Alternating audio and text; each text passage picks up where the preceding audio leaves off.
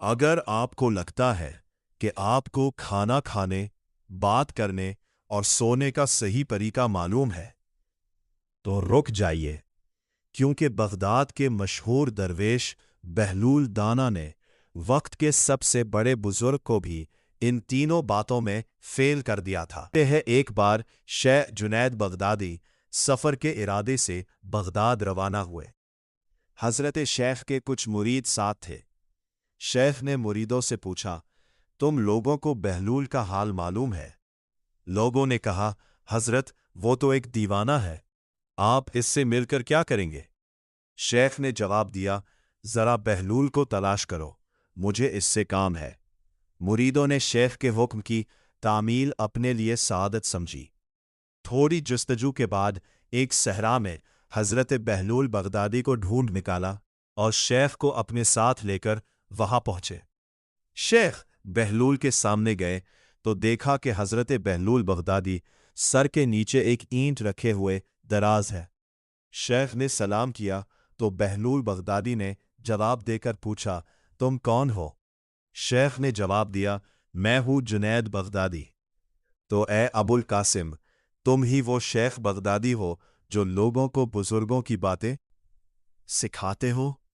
जी हां, कोशिश तो करता हूं, शेख ने जवाब दिया।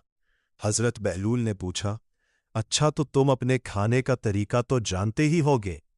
क्यों नहीं, बिस्मिल्लाह पढ़ता हूं और अपने सामने की चीज खाता हूं, छोटा निवाला बनाता हूं, आहिस्ता आहिस्ता चबाता हूं, दूसरों के निवालों पर नजर नहीं डालता और खाना खाते वक्त अल्लाह की याद से गाफिल नहीं होता। फिर दोबारा कहा, जो लुकमा भी खाता हूं अल्हम्दुलिल्लाह कहता हूं, खाना शुरू करने से पहले हाथ धोता हूं और फारिग होने के बाद भी हाथ धोता हूं। ये सुनकर बहलूल उठ खड़े हुए और अपना दामन शेख जुनैद की तरफ झटक दिया। फिर उनसे कहा, तुम इंसानों के मुर्शिद बनना चाहते हो और हाल ये है कि अब तक खाने पीने का तरीका भी नहीं जानते।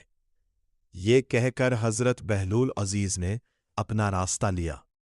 शेख के मुरीदों ने कहा, या हजरत, ये शख्स तो दीवाना है। हाँ, दीवाना तो है, मगर अपने काम के लिए होशियारों के भी कान काटता है। इससे सच्ची बात सुनना चाहिए।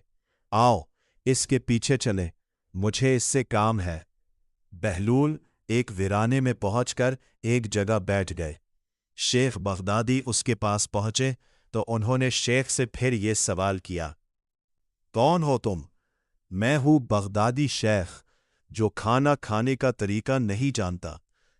बहलूल रद्दा में कहा, खैर तुम खाना खाने के आदाब से तो नावाकिफ हो, लेकिन गुफ्तगू का तरीका तो जानते ही होगे।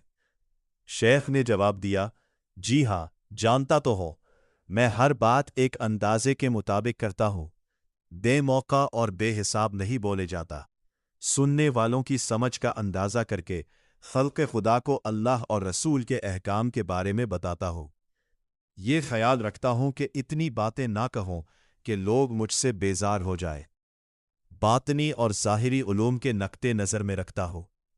इसके साथ गुफ्तगू के आदाब से मुताल्लिक कुछ और बातें भी बयान की।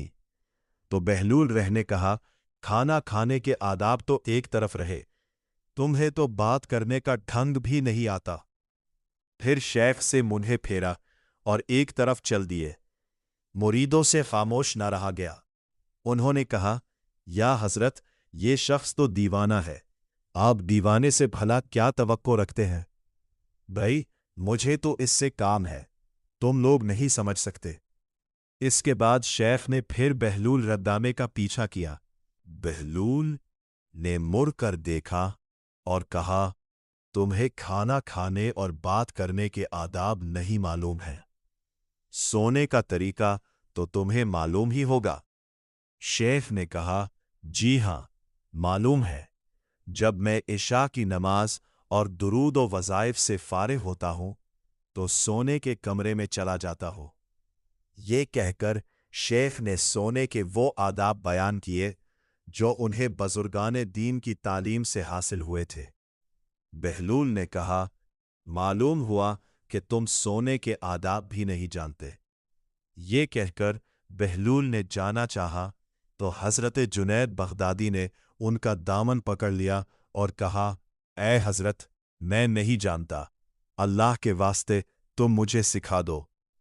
کچھ دیر بعد بہلول نے کہا، میاں، یہ جتنی باتیں تم نے کہی سب بعد کی چیزیں ہیں، اصل بات مجھ سے سنو۔